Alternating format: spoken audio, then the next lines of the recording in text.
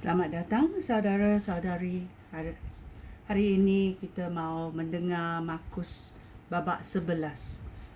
Yesus masuk ke Yerusalem. Ketika mendekati Yerusalem, mereka sampai ke kota Bethfage dan Betania. Di Bukit Zaitun, di situ Yesus menyuruh 2 orang pengikutnya pergi terlebih dahulu. Yesus berkata kepada mereka, "Pergilah ke kampung yang di hadapan itu. Apabila kamu tiba di situ, kamu akan nampak seekor anak kaldai yang terikat, yang belum pernah ditunggangi orang. Lepaskanlah dan bawalah kaldai itu ke sini. Jika ada orang bertanya kepada kamu, mengapa kamu melepaskan kaldai ini?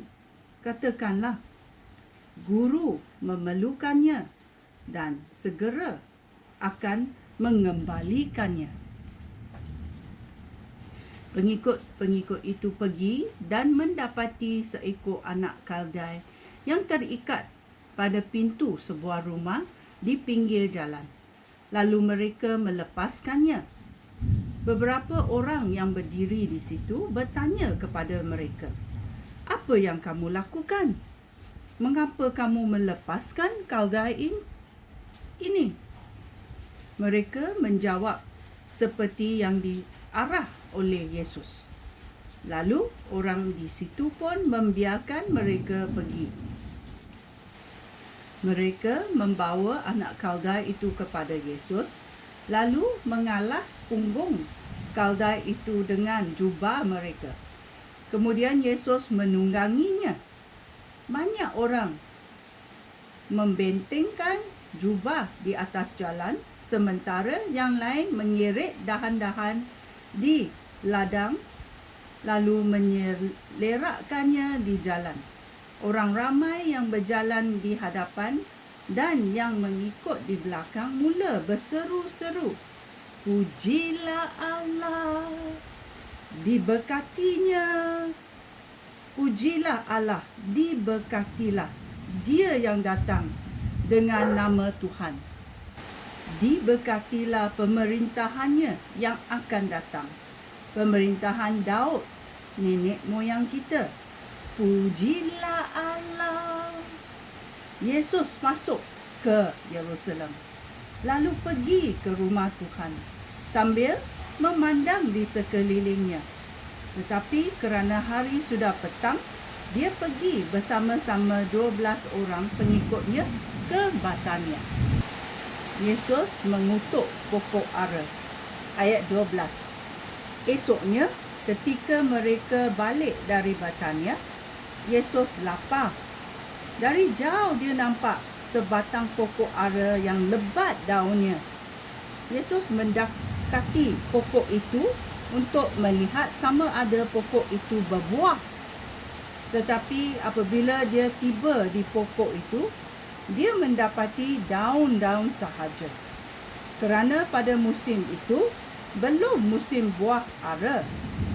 Yesus berkata kepada pokok ara itu, "Tiada sesiapa pun akan makan buah ara daripada kamu lagi." Pengikut-pengikutnya mendengar kata-kata Yesus itu. Yesus masuk ke rumah Tuhan. Ayat 15. Ketika mereka tiba di Yerusalem, Yesus pergi ke rumah Tuhan, lalu mula mengusir semua orang yang berjual beli di situ. Dia menunggang balikkan meja para penukar wang dan bangku para penjual burung merpati. Dia tidak membenarkan orang membawa apa-apa pun melalui halaman rumah Tuhan. Kemudian, dia mengajar orang ramai di situ. Dia berkata, "Di dalam Alkitab tertulis bahawa Allah berfirman, 'Rumah aku akan disebut rumah tempat berdoa untuk semua bangsa.' Tetapi kamu menjadikannya tempat persembunyian perompak." Para ketua imam dan guru Taurat mendengar kata-kata itu. Oleh itu mereka mula mencari jalan untuk membunuh Yesus. Mereka takut akan dia kerana semua orang kagum mendengar ajaran Yesus. Menjelang malam, Yesus dan pengikut-pengikutnya meninggalkan kota itu. Pelajaran daripada pokok ara. Ayat 20. Pada keesokan paginya, ketika mereka melewati pokok ara itu, mereka melihat pokok itu sudah mati sehingga ke akar-akarnya. Petrus teringat akan apa yang telah berlaku. Dia berkata kepada Yesus, "Guru, lihatlah, pokok ara yang guru kutuki sudah mati." Yesus menjawab, "Percayalah kepada Allah, maka kamu dapat berkata kepada bukit ini, terangkatlah dan terbuanglah ke dalam laut. Jika kamu tidak ragu-ragu, tetapi percaya bahawa apa yang kamu katakan itu akan berlaku, perkara itu pun akan dilakukan untuk kamu. Oleh itu, ingatlah, apabila kamu berdoa dan meminta sesuatu, percayalah bahawa kamu telah menerimanya, kerana apa sahaja yang kamu minta akan diberi kepada kamu. Apabila kamu berdiri untuk berdoa, ampunkanlah kesalahan sesiapa pun, supaya Bapa kamu di syurga juga akan mengampunkan dosa kamu. Jika kamu tidak mengampuni orang lain, Bapa kamu yang di syurga juga tidak akan mengampunkan dosa kamu." Pertanyaan tentang hak Yesus. Ayat 27. Mereka kembali lagi ke Yerusalem. Ketika Yesus berjalan di rumah Tuhan, para ketua imam, guru Taurat dan pemimpin masyarakat Yahudi datang kepadanya. Mereka bertanya, "Dengan hak siapakah kamu melakukan perkara-perkara ini? Siapakah yang memberi hak kepada kamu untuk melakukannya?" Yesus menjawab, "Aku akan bertanya satu soalan sahaja kepada kamu.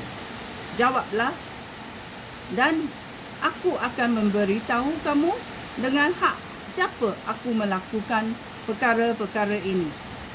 Katakanlah, dengan hak siapakah Yohanes membaptis orang? Dengan hak Allah atau hak manusia?"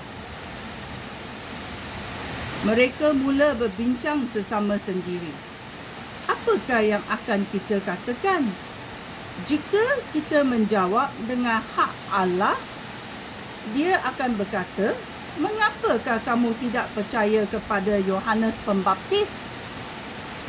Tetapi jika kita berkata dengan hak manusia, mereka takut akan orang ramai, kerana semua orang berpendapat bahawa Yohanes seorang nabi. Oleh itu, mereka menjawab, "Kami tidak tahu." Yesus berkata kepada mereka, "Jika demikian, aku pun tidak mahu memberitahu kamu dengan hak siapa aku melakukan perkara-perkara ini."